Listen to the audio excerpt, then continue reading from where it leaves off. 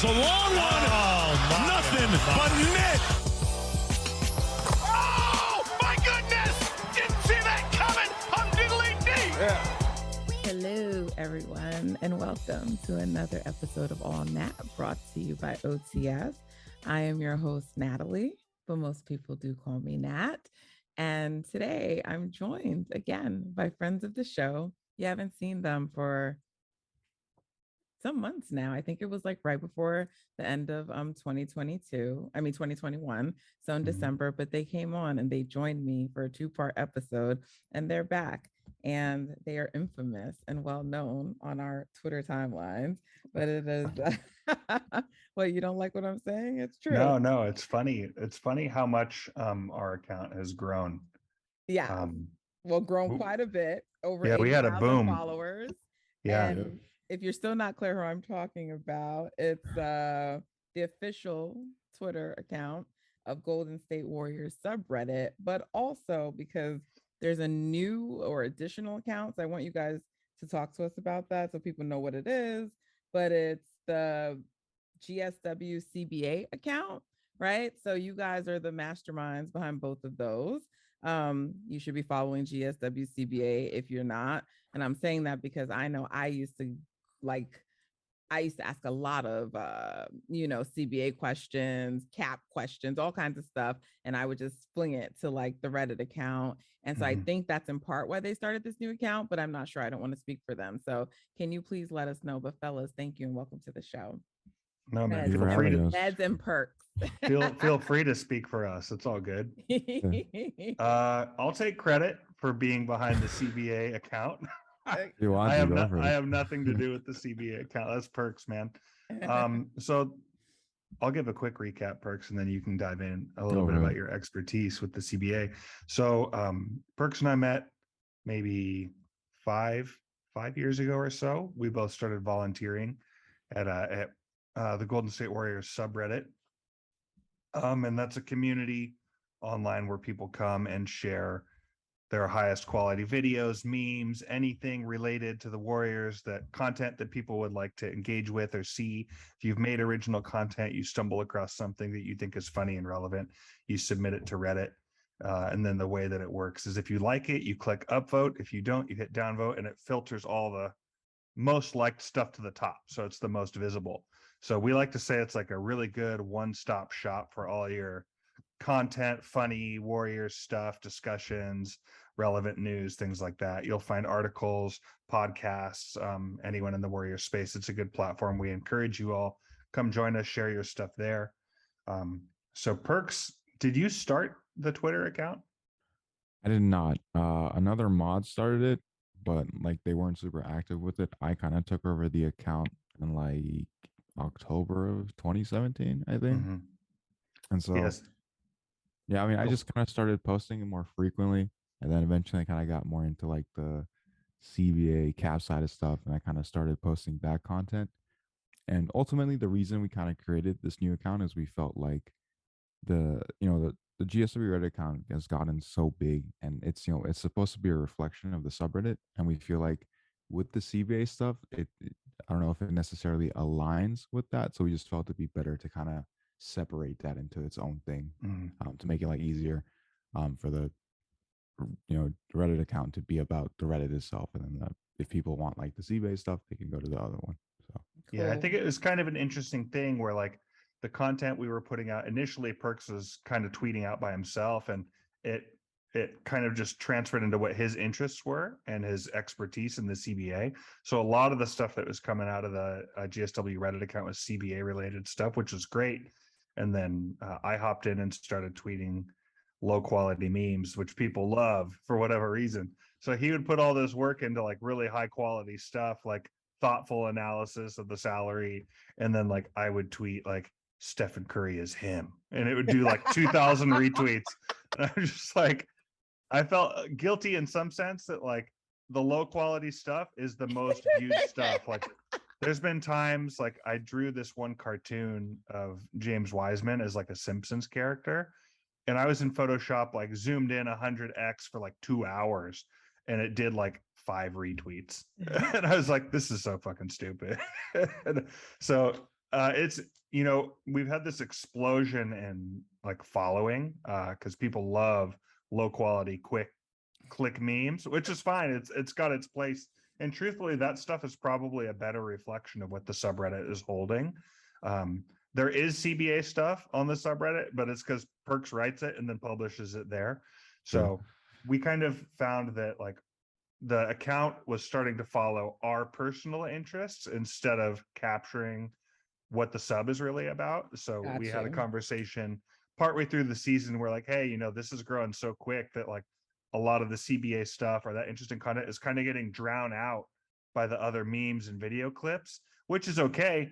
But we felt like we're covering ex-Warriors players in Europe and China, the G League, the Cap, memes. Like we were spread so far out. They're like, hey, we're trying to do too much from one place. And we felt it was just getting a little muddy. And we're like, hey, there's room here to kind of filter the CBA stuff, some of that fringe stuff into an account that Perks is tweeting out of. I think he would generously share the password with me if I decided to learn the Cap, but I don't feel like there's any utility in me being in there because I'll just give you wrong answers. So we're going to leave that to him. But that's why someone we who knows the created Cap. Don't learn the Cap. It's not worth it. It's not worth it. I mean, it's worth it for us because we come to you with all the questions, but I don't know for you putting in the work if you feel like it's worth it. Well, we were at a spot where like we would have like members in the media writing articles hitting us up into our DMs and GSW like, hey man, can you clarify what the extension date is on this, or when does this convert? And because we both get the noties into our personal phones and our cell phones as we share the account. Like I'd catch a message from a reporter and then I'd have to text Perks at home, like, hey man, like so and so's got a question for you. It's in the DM box. And we found we were doing that more and more as he's the Cap expert and I do a lot of the networking. So kind of what we were using the account for initially was to try and grow our presence online and connect with players and reporters so that we could invite people to come over to Reddit to do question and answer sessions and connect fans to people within the organization. So it was becoming like almost daily or every other day. It's like, hey, Meds, you got something in the DM box. I cleared the notification. I don't want you to miss it. That type of a thing. So just kind of keeping our things more organized. I hear you. I got to get there too. I've had to do a little bit of that in my life. So I definitely can understand. How do you guys have the time to do all of this, plus deal with your regular lives and whatever else you have going on? We don't. Yeah, that is a great question. I actually know very little about Perks. He's a very mysterious man. So I feel like we've connected in person several times and I'm always like, hey, do you have time today? He's like, no, I'm busy. I was like, dude, you're the busiest guy I know. Like, do you have a secret family I don't know about? Like kids you haven't told me about? He's like, nah, man, just normal day-to-day stuff. I'm like, I don't even know what that looks like.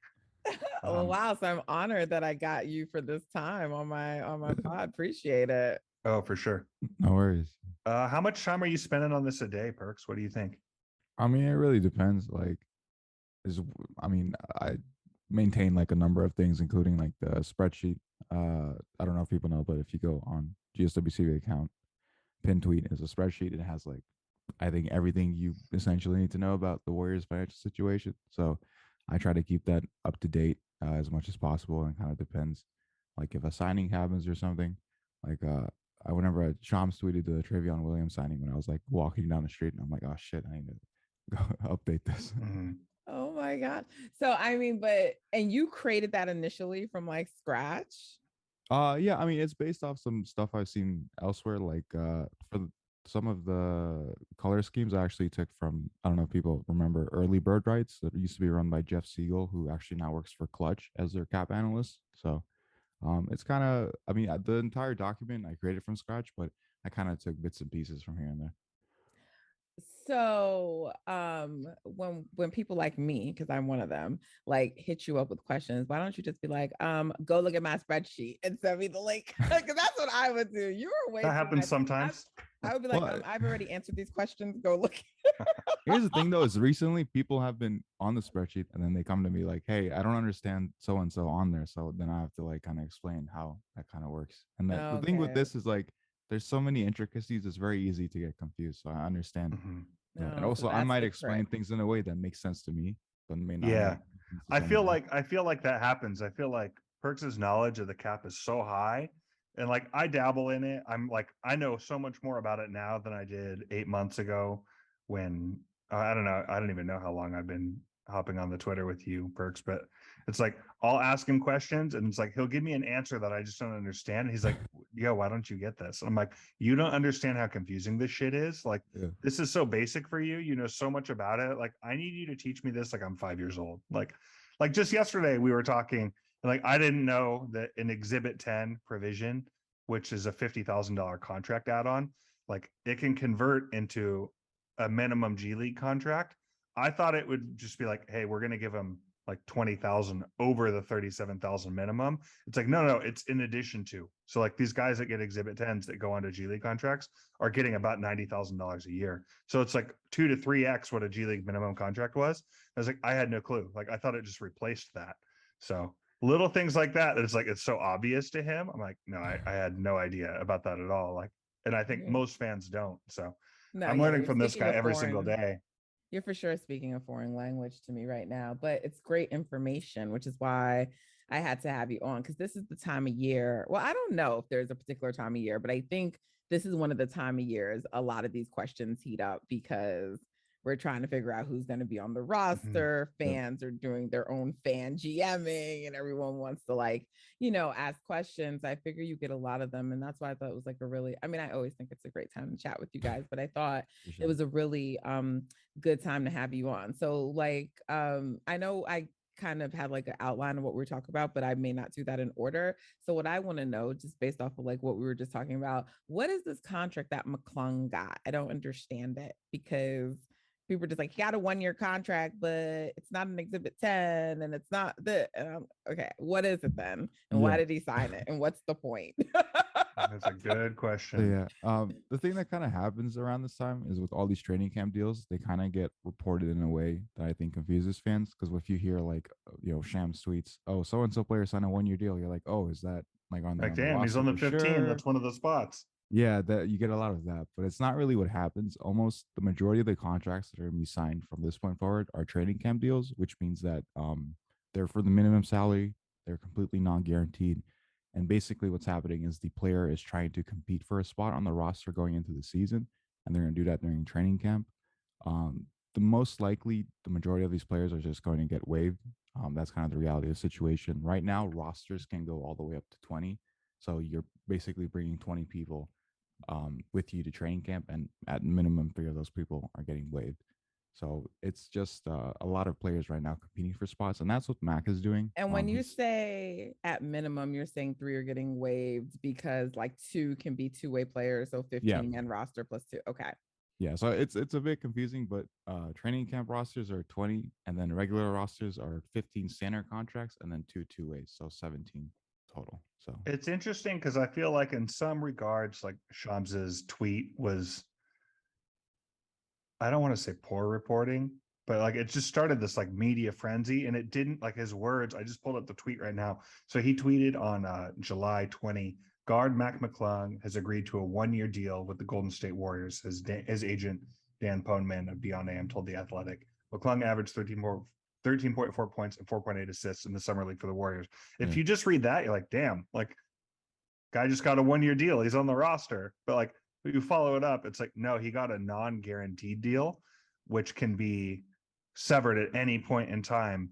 Essentially, like he's on the team until he gets cut or converted to something else is what it means. So I mean, what that could happen.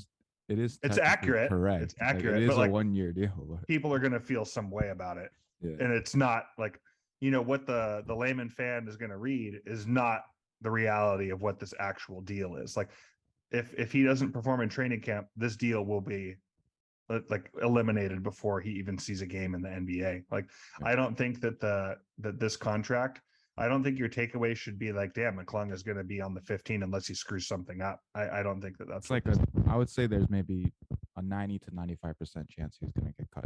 Yeah, I agree with that. Right. I will be surprised if Mac Mcclung suits up for the Golden State Warriors in San Francisco next year, like even for a minute. Like that will be a surprise to me. I agree with that, but I kind of wish I would have recorded with you guys before I had my spaces yesterday, but hey, whatever. I still get the information out to the people. Oh, they're gonna catch the receipts, man. Well, no, because I didn't say anything incorrect. We just like there was the information we just didn't know, and it would have been great to be like, hey, you know. Sure. So like let's just clarify right now. How many roster spots right now are actually taken? Because they're right now technically based on signings. It's 12, right?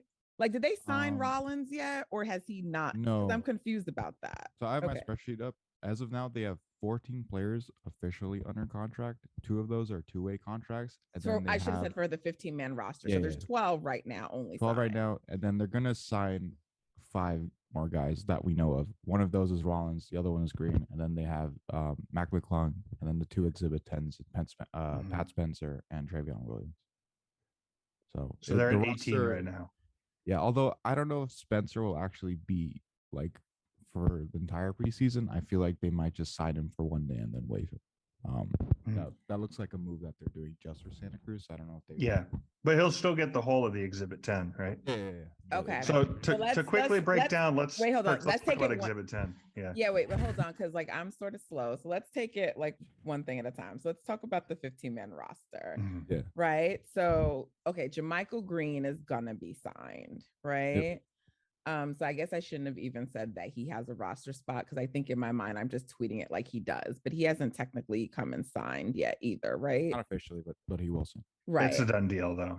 Yeah. Okay. But so technically there's sort of 3 spots up in the air. We think one of those is likely for Andre Iguodala, right? Mm-hmm. Yeah, but I would say there's 2 spots, because everything we've seen is Rollins will be signed to the 15-man roster. They set aside a portion of the mid-level to give him a longer deal. They traded up to get him. They kind of view him as a first-round pick from what we've. It's like $2 million they spent to.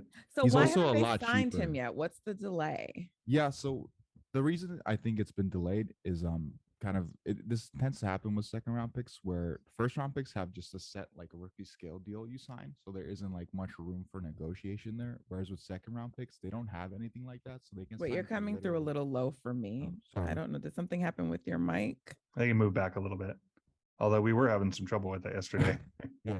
Can you hear me better now? I can hear you. I can hear you, but it sounds sort of low to me. Maybe if you could just speak a little louder then. Come on, Perks, get your shit together, man. Yeah, I'm getting a little, I don't know. While he's setting up, I would say like with Rollins and JaMychal Green, and he'll give you more insight as to why it works out how it works. But I think it's safe at this point. You can say like these guys are going to be on the 15-man roster. I think it's reasonable to expect that. Like it would be a huge deviation from the way that like these things work out for this to get flipped, where they suddenly weren't going to be on the 15. I think it's fair. Like you can plan on these guys being on the 15. They're not competing for anything. And I was counting JaMychal Green. So, okay. So if I count Rollins, right, then that's 13. Correct. So there's 2 spots, and one of those may be for Iguodala or not. And then there's like a 15th spot. So let's talk 2 scenarios. Let's say Andre decides he doesn't want to come back, right? Who could potentially, are they looking for another vet at that point? Or are they going to just utilize, like, look at some of these players like Mcclung, Santos? Do you think he's going to end up going to training camp, or no? Because he's signed. Isn't he signed with his team where he is? So as far as I'm aware, he's still signed in Brazil right now. But I believe the expectation will be that he'll like figure out that situation there and he'll get out of that contract. And I think we're gonna see him in Santa Cruz as a draft rights player. And then to explain kind of how that works. Each G League team gets 10 roster spots, and you're allowed to sign a player that the NBA team drafted, and that player doesn't occupy a spot for Golden State's roster. So Santos wouldn't be a 2-way or a 15-man. He would just be on Santa Cruz on a G League deal. And the reason this would be beneficial for the Warriors is that they can develop him in Santa Cruz without giving him an actual roster spot, and no other NBA team can touch him because they have rights. So okay, so that's where we think Santos is going to end up. Yeah. Okay. And so right now, I think we said there's about 18 players for like the 20 spots, right? Yeah. So there's about. Are we counting Andre in that or no? I'm not. Andre would make it 19, and they'd have one more. Okay. So who are the Okay, so who's on that? Can we go through that list of 18 Sure. players? So they have 14 officially signed. 12 of those are on the 15-man roster. Steph, Clay, Wiggs, Draymond, Wiseman, Looney, Kuminga, DiVincenzo, Poole, Moody, and Baldwin. Those guys are all officially signed. Mhm. And then Keonis and Witherspoon are both also Two officially ways. signed, but they're two ways. Then Jermichael Green will be signed at some point. So Ryan Rollins, and then kind of going back to why he hasn't signed yet. Second round picks, they can sign for anything. There's no like set rookie scale. So normally there's some negotiation between the team and the agents in terms of the amount of the contract that is guaranteed. So I'm assuming that's kind of the holdup right now as they figure out that amount. But eventually they're going to figure that out, and I would expect him to sign a 3-year deal at the rookie minimum because rostering Rollins is a lot cheaper than signing any vet from free agency, just because of how the cap and tax kind of work with drafted players. So I would completely pencil him in for a spot on the 15-man roster. And then going towards the training camp guys, Mac Mcclung signing. It's a non-guaranteed deal. He's going to try to get on the 15-man roster. There's no Exhibit 10 in his contract, which is notable. We can get into that later if you guys want to. And then the other two guys that are Exhibit 10s are Trayvon Williams and Pat Spencer. I would expect both of those guys in Santa Cruz. Maybe Trayvon can make enough noise to potentially look at a two-way, but I don't know if that's going to happen. And then so Santa Cruz, like the same way Santos would be there? Is that what yeah? you So mean? Okay. all three of them I would expect to be on the G League contracts. Yeah. And so that's Santos, and who are the other two? Trayvon Williams and Pat Spencer. Okay. But do you think they'll be there for like the training camp? Any of them or no? Williams, yes. Spencer, no, because so not only are the Warriors signing him, but they actually traded for his G League rights. So I don't know if people noticed, but players who play in the G League and finish the season there have their rights held by the team they finished the season with. So Spencer actually played for the Washington Wizards G League team. So the Wizards had his rights, and the Warriors made a trade to get those rights. So for they me, traded G League picks in order to get his rights. Yeah. Which I don't know if people know, but the G League does have a draft, and it's actually super common for trades to happen down there. So, but yeah, like Jordan Bell last year got traded for a first round, which is actually funny because they traded for Bell's rights during the offseason from the same team they just traded for Spencer's rights. So they got some business going on there. Yeah. It's like the Atlanta Hawks of the G League, basically. Yeah, for sure. Okay. So yeah, no, I would like to understand. So Mcclung doesn't have an Exhibit 10. Yeah. And then, so what's the distinction with these Exhibit 10s? Yes, so that's an interesting one. Basically, what the Exhibit 10 is it's an attachment that can be added to a contract, and it basically gives the team the option to convert that contract into a two-way. So let's say Mcclung has like a good preseason, but not good enough to where the Warriors feel comfortable putting him on the 50-man roster. They instead would want him on a two-way. With that Exhibit 10, they could just automatically convert the contract without Mcclung agreeing to it. And the reason I don't think Mac and his team wanted that in there is because I think Mac wants to be on a 15-man roster, either here or elsewhere. So he doesn't want to be essentially locked in with the Warriors. So you go low and then like you come in. It's interesting. I don't know. Like, so right before that, you sounded great and then you went low. And the mic can be a little bit weird at times. Okay, you're good right now. Go ahead. Okay. But yeah, so basically, I don't think Mcclung wants to be locked in with the Warriors and potentially be on a two-way. I think he feels like if he can't get on the 15-man roster here, he'd rather just be waived and try it, with have his freedom to check out with another team. He's confident someone will give him a 15-man deal somewhere. So that's what I was surprised by, because like I feel like he could potentially make a 15-man roster, but I think it's pretty clear he's unlikely to make the Warriors roster, but I guess not in his mind. So either that or he just really wants to be on the Warriors. What do you think made him sign this kind of deal with the Warriors? Because isn't that like taking time away from him trying to get on maybe one of these other teams who can potentially or would potentially sign him? Yeah, I mean, it's possible that the Warriors were the only team that were giving a contract without the Exhibit 10. It's possible that Mcclung just wants to really play for this franchise, and he wanted to see if he could get here, and otherwise he'd have an opportunity elsewhere. It's hard to really say, but I definitely don't think he's interested in a two-way. It's probably like a last resort for him. So yeah, so one thing that I thought is interesting is when we were analyzing Mac's game through the California Classic, he was with the Lakers, and then we like watched him play against the Warriors, and then like a day later they're like, yeah, Mcclung has he's left the Lakers and he's agreed to do a summer league deal with the Golden State Warriors. We're like, whoa, that was pretty unexpected.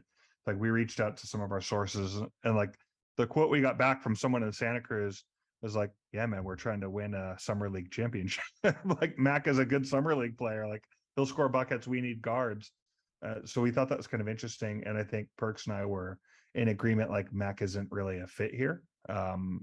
And then when you saw him play, there was a lot of chatter about how like he looked Wiseman off a lot and seemed like he was hunting for his own points. Like, and that's where you kind of look at it and you're like, well, if he was just trying out for the Warriors and he was only interested in playing with the Warriors, like it would have been to his benefit to really show that aspect of his game. Like we're not looking for someone to fill out a 2-league spot or sit the end of the bench that's going to get you 20 points a game. Like that's not what you're looking for when you're looking for your end of the bench. Like you want a guy that can do the dirty work, that can pass, that can facilitate to other players. He's going to be, if he plays in the NBA, he's going to play with other players that you want those guys to be your scoring options, not necessarily him. So if you look at him compared to like Quindary, for example, Q is an elite scorer in the G League and he can score the basketball in the NBA for sure. And when you saw how Q ran his summer league, he was with intentionality trying to showcase his defense, showing his transition work, working with other players. And he knows like, hey, they're aware of what I can do on the offensive side of the court. Let me show the other stuff because he's trying out for the Warriors. Mac essentially was in a Warriors uniform and trying out for all the teams. Like, look at me. Like I can play. Right. So, like I kind of understood why he played the way he did, but I think it made a lot of people form the conclusion that he cannot fit on the Warriors. And I just don't know enough about him to say that. Like I don't know enough about him.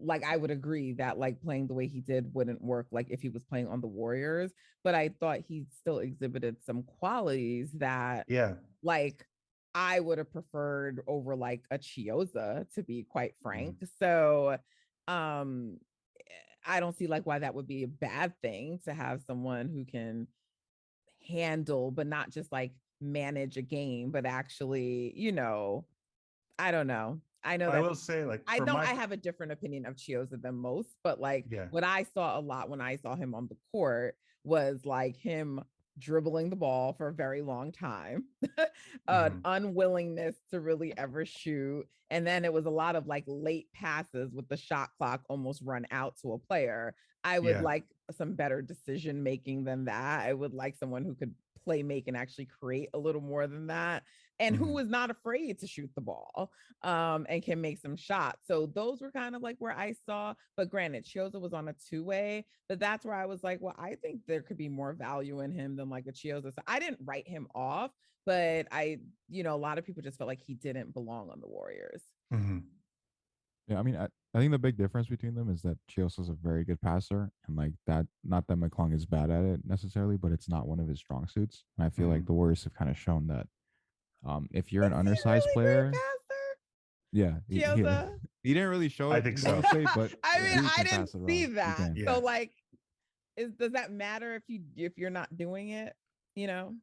I mean, they signed him with the intention that he would be able to do that at the NBA level. So it didn't work out. But that was kind of the thought process beyond that. And I feel like for them, with undersized players, if you can't really pass the ball, I don't know if they're going to be super interested in you. I mean, Max only like 6'1", 6'2", and like he's super bouncy, but he has a short wingspan and he's not going to really do much defensively.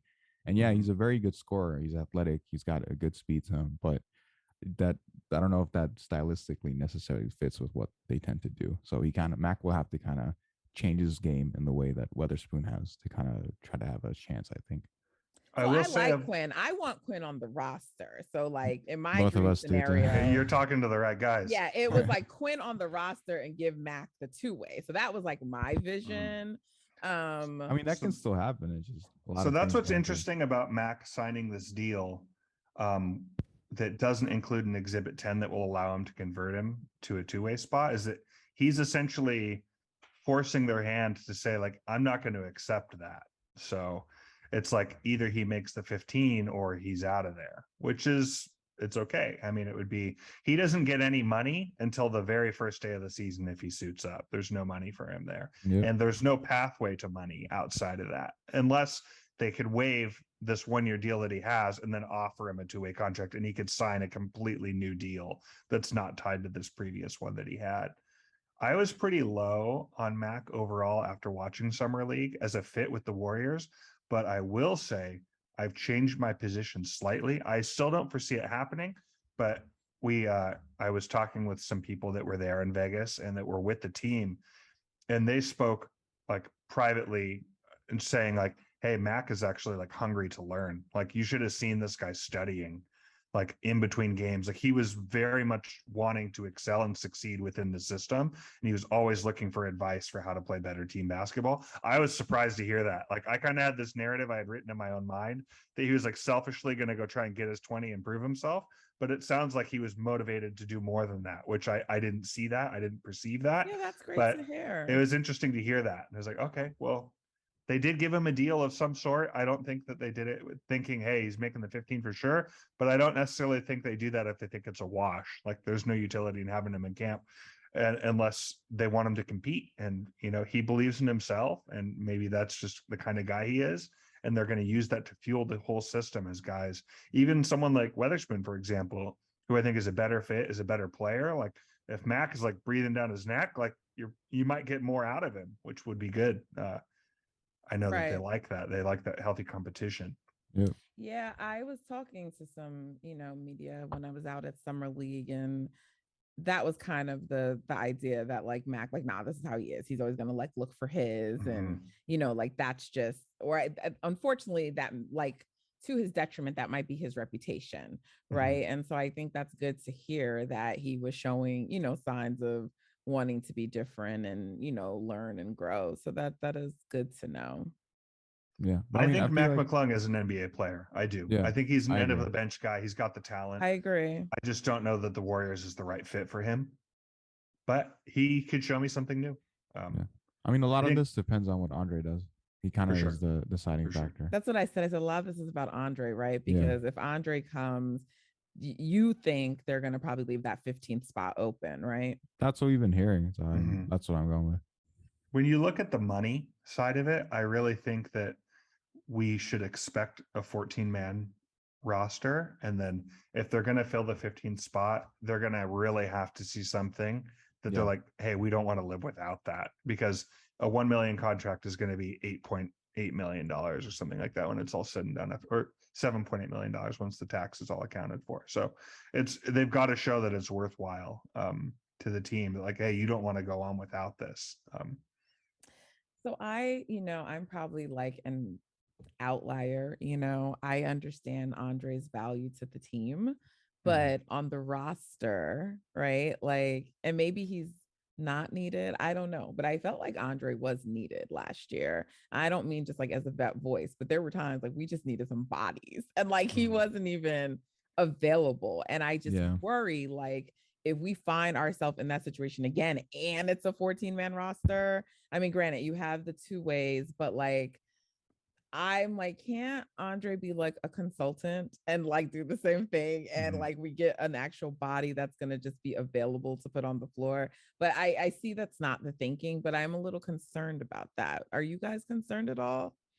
Yeah, I agree with that. I mean, I understand they want Andre to basically be like the Udonis Haslem role, where he's like doesn't really play and he's just a vet mentor. And I get that. And I mean, I love Andre, and I'm not going to be like mad if he's back. But at the same time, given the salary situation, the roster situation, I feel like you need every guy to be able to play. And I don't know if Andre at this point can play. And honestly, do you though? Do you? Because last year he wasn't available, Wiseman wasn't available, and they were sitting on the roster. We won a fucking championship. So we did, but there were times during the season that it was shaky, No doubt. That just makes me a little nervous as they continue to age, especially because, you did have, like, I actually, like, people worry about Steph the most. I actually have like the least worry about Steph. Like, he's super well conditioned, and, those ankle braces got him right. Right. But like, I think like you have to be concerned about Draymond with like now having that back injury, right? And I don't know, like the Warriors are just a team that always plays it safe. So like, even though I expect to see a better version of play, isn't he still going to be managed on some level next season? I think so. I think just that they've seen that it works, that they can not play him back-to-backs and it works out. I think that's a pathway to longevity. Works out. I think we're losing that term loosely, but okay. Yeah. I mean, I think it's very easy to have like confirmation bias when they win it all and say like it worked out, but like there were definitely some points during the season where it was patchy, and I just don't know if you want to keep riding that risk, and there were more players you were managing Otto, so there's like a balance, and there's not necessarily an Otto to manage this year, so maybe that's a little different, but I just get a little concerned. That's all. It's not that I don't think that they're capable of winning, but I would prefer actual bodies that can just like play on the floor. Yeah. I guess an interesting question I want to ask you, Nat, do you think Andre is a Warrior next year? What do you think? I mean, I'm going to go with yes, just because Andre's doing so many different business ventures, but at the end of the day, he's also about his money. And so why turn down money, especially if they're not really asking you to play? I mean, no one's going to say that out loud, but like, for sure, he's not being asked to play. So like, that's like, what he would get a vet minimum, right? What kind of money is that for him? Off the top of my head, like 2.8, 2.9 million, I think. So you're talking about like almost $3 million, and like, I mean, I don't know what the taxes and all that shit is, but like, I actually think that's something interesting to touch on real quick, because that's something Perks taught me as well. Perks, tell us about vet minimums and the tax hit and what that means for players as they get older, and how much of that is taxed versus how much of it's covered by the NBA. Yeah, give us a little bit on that. Yeah, so it's a fairly common thing. I don't know how familiar people are with it, but basically anytime a veteran signs a 1-year deal at the minimum salary level, for example, let's say Andre resigns, his vet min is about 2.9 million. Because it's just a 1-year deal, it only counts for cap and tax purposes at like about 1.8 million. So the Warriors would only give him 1.8 million, and that's the amount that would be taxed. So like, I guess 1.1 difference there, the league would actually cover for them. And the reason this is done is because the older you are, like the more NBA seasons you have, your minimum salary is higher. And the NBA doesn't want teams to essentially discriminate against older players since they cost more. So they kind of subsidize it in a way in order to like level the playing field. And this is out from the NBA PA that they've worked out. Like there's a scale on years of service. The older you are, the more your minimum is. Perks, if a team is over the cap and they've still got 5 roster spots, are they able to go fill those out with veterans regardless of the cap to fill out the roster with vet mins? When you mean like over the cap, they just over the salary cap? Yeah, you can do that. You can have like 14 vet mins if you want. Yeah. Right. So this is how teams fill out their roster. You can go get veterans, pay them the minimum. The team is on the hook for like the 1.8, and then whatever their scale is for their veteran salaries, the NBA covers the rest, and it's tax free, so they get their vet min money that's pre-discussed. So only if it's a 1-year deal, though. If it's a 2-year deal, then that doesn't count. Then sure. Yeah. So I mean, my guess is just that like, because I think Andre's about his money, and like this is like a way to get money, and you don't have to like really, because like, and I don't want to say like, because I don't think Andre's lazy or anything like that, but like you hear Dirk talking about like how maybe he should have retired a couple years earlier, and it would have been so much for his body, right? Sure. So like it's a way that's like it's not that much on his body. It is a time commitment though. That's the thing. Like you have to be with the team constantly, you're training constantly. So although he's not going to be really playing as much, I still feel like the commitment's there for Andre at this point. You'd rather just do your own thing and like maybe. I wonder, Perks, is Andre going to be a Warrior next year? I don't think so, man. I feel like you just won a championship. You're getting up there in age. Now's the time to ride into the sunset and call it a day. I think if they weren't going to be in contention, I feel like he's going to do it. Yeah. I feel like if the Warriors were resetting and we were looking at a rebuild, I think he retires. I think that because we're firmly in contention, and the longer it draws out, the more I feel like this is a possibility. Why not like roll around with your boys on the PJ, go win another ring, have a parade? I don't see any avenue in which he's wanting to put the time in to like assistant coaching or player development coaching. I just don't think he's shown that that's where his interests are once he's done playing. I think he said it too, like he's not interested in that. Yeah. And so I don't expect that. Fans expect that. I think it also gives him content for his podcast, to be honest. Like you're in For the sure. center of like That's actually a great point, actually. Yeah. So like even more than getting his money with a player contract, which isn't small money, but for someone that's made as much as he has, the growth for his other ventures and platforms, those are that much more relevant if he's actively playing, in my opinion. The places it puts him, the conversations he can have, being on the inside of that. The more time that goes by where he hasn't said he's retiring, the more likely I think it is that he comes back for one more. That's my take. I think he comes back. I'm sure Moses Moody may not want him back. Now I'm just playing. Like, don't say I'm spreading any rumors. I'm sure Weatherspoon doesn't want him back. Yeah, that's what I was going to say. Weatherspoon It's Weatherspoon. That's a guy who's directly tied to this. Where I think Perks and I are aligned on that. That if he retires, there's one more spot on the 14-man roster. And I think it's likely that Q gets a good look at that. He deserves it, man. He really does. Yeah. I expect Weatherspoon to be a Golden State Warrior next year. 100%.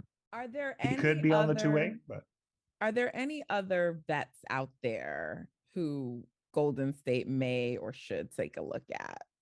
Not Bo Cruz, man. Just signed a deal with the Raptors.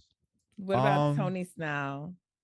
Snell could be interesting. Someone I've looked at is Wayne Ellingson. I feel like he could make sense. He's like a older vet. He's like 34, but I feel like he might be a decent fit. He can still kind of shoot and wouldn't have to play much. But I mean, I feel like for most of these guys, it would have to be with Andre retiring. That kind of opens up the spot of potentially being like that Andre replacement as like a vet figure for your bench. So, yeah, because I sort of feel like another vet is needed. I would just like it to be a vet that can play. That's really my only, like if Andre could play, I would like be like, okay, whatever. But like, that's my only thing. So whatever, we'll see. He'll get you 12 minutes every 3 weeks. I want to talk about like with our little time remaining, I want to talk a little bit about like some of the other like players who are not maybe as known to everyone. So tell me about Lester. Like, what should we expect from him? He's a two-way player. I don't know much about him. Throws legit 4th of July parties. Okay. So we've read on social media. Listen, I'm just gonna say, y'all gotta stop hating on Lester, man. The amount of people I'm reading, like, I don't know anything about him. No, I'm not talking to you. I'm just talking in general to the Twitter people. Yeah, Perks is buying as much Lester stock as he can. He's like, he's all in with both feet. Talk to me like it's a blank slate. I have no clue who he is because I don't. What should Warriors fans expect from him? Like, is he gonna be? Because like Quinn was on a two-way, but we didn't see him much last year. We mostly kept seeing Chioza. Yeah. And I would have preferred to see more Quinn. But like, will we actually see Lester? Like, I expect we're going to see Quinn if he stays on the two-way. But like, is Lester a player we're going to see, or is he primarily going to be down in the G League? He's going to be in the G League. It basically is going to flip from last year, where Weatherspoon will essentially be like the Chiosa role, where I would not expect him to play like any games in Santa Cruz. He'll just be with Golden State the whole season. Lester, I would expect to be with Santa Cruz pretty much the whole season developing. He's a 21-year-old 6'5" wing out of Memphis. He was both a teammate and roommate of James Wiseman down there. He's a guy who coming in is kind of like projected as a 3-and-D wing. He can definitely shoot the ball. He can do some things defensively. He has good size versatility. I was really impressed from watching him in person at the California Classic with his ability to create off the dribble and also his like secondary playmaking. He kind of reminded me a little bit of Jordan Poole from the 2019 Summer League. Not to say that he's going to become the next Poole, but that kind of, the Poole kind of plays with a flair to his game where it's like, you never really know what he's going to do. And he has like all these kind of moves and he has such a confidence in himself and with the shooting. And I kind of noticed that with Lester. And I kind of like when players who can knock down shots kind of have that. And I know he didn't really jump off the page during Vegas, which is, I think, the Summer League most people watch, but I think it's also worth noting that he was essentially playing behind Moody, Kuminga, Mcclung, all these guys. So it's not like he was really seeing a lot of the ball. And that's why I think, he didn't make much noise. But I definitely think from seeing him in person, watching film on him, there's a player there for sure. And if you're tuning in for Santa Cruz, I would definitely keep an eye on him. Okay. All right. I would say of Lester, he's quick laterally. He can stick with defenders. He works pretty well off ball, which I think works well in the Warriors system. One of the criticisms they received from scouts in his like draft report is that he struggles to create his own offense at times. When we saw him in San Francisco in the Cali Classic, he actually drew Mcclung on the defensive assignment and he stayed in front of him. Like, and Mac's pretty explosive side to side. I think we saw a lot of promise there. I think that, yeah, he can play for sure. I think he's going to do well in Santa Cruz. Looking back to his college stats, he is shooting about like 45% from the field. He's a near 40% 3-point shooter. So he can definitely hit the 3 ball. And he can rebound as well. I think that you'll see those numbers. Free throw shooting? Free throws were okay. Somewhere on his lowest season, he was 67.2% from the line, and then up as high as 80 over a 26 game sample in his freshman season. So he's no Jordan Poole from the stripe, but he can knock him down and he can create contact and get to the line, which I think is valuable. I think we'll see him rebound better in the G League than obviously he would in the NBA, but he's got a nose for the ball and he puts himself in the right spot. I think in his senior year, he was pulling down like 4 rebounds a game or something like that. So Andrew Wiggins' numbers prior to the playoffs. Okay, well, they like him because they signed him relatively early to the 2-way deal, which I thought was notable. Yeah, teams actually were looking to draft him, but he kind of turned that down because he wanted to like be able to choose his own team and he wanted to come to the Warriors because that's like kind of been the team he's been a fan of since he was young. Oh, I love that for us and him. Okay. Yeah. All right. So talk to me about Rollins because I also know nothing about him.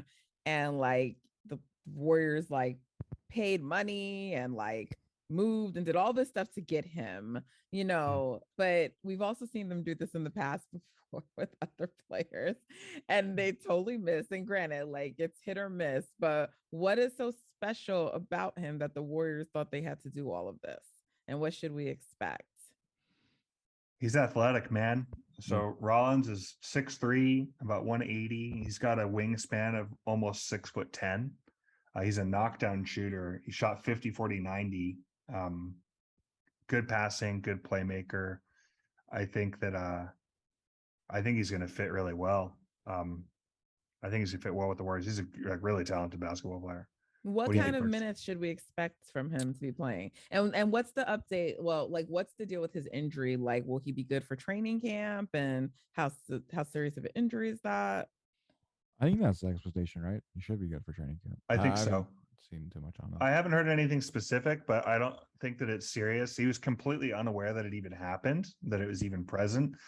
Fractures, broken bones take 6 weeks or so to like ossify and really heal up. The fact that he wasn't even aware that it was there. I mean, worst case scenario, you go 6 weeks from then, right? And he should be good to go. I think we'll expect him to play sooner than later. Will he get like minutes in the rotation, or is he just like a back of the bench guy? I'm not looking at Moody type minutes, much. Right? Yeah, something like that. Like the thing with Rollins, I haven't watched Moody last year. Yeah. Okay. I think you'll see games where he doesn't play at all, and I think you'll see games where he sees 18 minutes selectively when Steph and Clay's taking a rest day, things like that. The thing with him is like I feel like they've kind of talked about him becoming like a future backup point guard for them, and I feel like I haven't watched a ton of tape on him, but from what I've seen, he's more like a scoring guard really than a point guard. So I feel like you're gonna have to really develop that kind of playmaking side of him, and so I would expect him to essentially be starting in the G League regularly, and maybe depending on if they need him in Golden State, he might see a couple cameos here and there, but I wouldn't expect to see him in the rotation or really getting a ton of minutes, at least early on for sure. Yeah. I think games in which we're not seeing, like if there's not a Golden State Warriors game that night and Santa Cruz is playing, I think he'll be in Santa Cruz for those. 100%. Yeah. So if they're looking maybe with the eye of making him a backup point guard, what about Poole? Is that not like what his role is? Kind of, but I think eventually they want Poole to be a starter for him, I think. Okay. In the 2 spot? Maybe. We're not ready to send Clay to the bench. We're not having that conversation right now. Not a conversation yet, but it might be at some point. Okay. But keep your eye on but it. But his defense would have to get. I don't know if you're paying your 6 man like $25 million a year. No, I hear you, but like his defense would have to like really improve. Gotta improve on that end for sure. Are we expecting to see an improvement from him on defense this season? Yeah, I mean he's improved every year. He's got an insane work ethic. I'm not doubting him at any step along the way. What about Andrew Wiggins? I think we'll see an improved Wiggs this year. Yeah, I expect his rebounding to be improved for sure. So when I say that, I mean, like, I think the version we saw of him in the postseason, I think that's gonna hopefully be the more regular Andrew we see, maybe with some other slight improvements. But I feel like once you go to the biggest stage and you do that, it's like, now you know the player you can be. So I don't know, but and he's coming into a contract extension or free agency, so like there's incentive for him to show out. Right, for sure. I'm just jumping around to different players that I really want to touch on. Clay, I expect Clay to be better this year too, because this is like the second year after the injuries. Are you guys expecting the same or? Yeah, I think Clay was maybe a little bit frustrated with how he came back, kind of how it kind of took him some time to kind of find his footing, and maybe he's definitely not at where he was when he, before he got injured. And I feel like in his mind, he thinks he can still get back there. So I definitely expecting him to put in a ton of work this offseason to kind of get his body right for next year. I don't know if I expect him to be pre-injury Clay, if that's realistic, but I don't think that we're going to see like a visibly muted, shadow of his former self. I think that he'll improve. I think we'll see a better Clay season long next year than we did in the back half of this year when we did see him play. I think he'll pick up right where he left off. That's what I expect. That's where I am.